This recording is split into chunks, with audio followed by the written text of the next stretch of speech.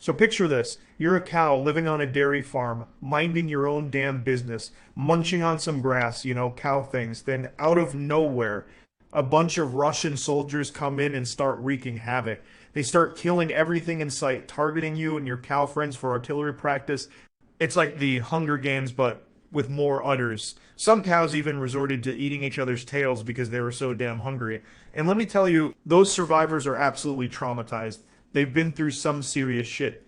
But it's not just the cows who are suffering. The farm workers are just as damaged.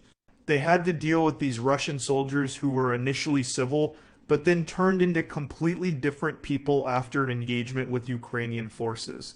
They were yelling, shooting at people, and just behaving like madmen. 6 of the farm workers even went to milk the cows with the Russians and never came back.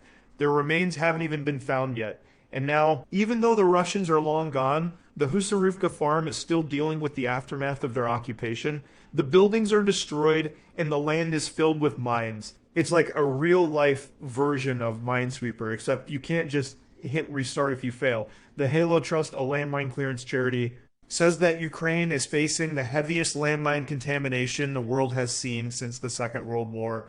The area of Ukraine that is exposed to conflict and potentially mined is freaking huge, up to 25 million hectares. That's like the size of the UK. The Ukrainian government says they plan to clear and return to use most of the contaminated areas within 10 years.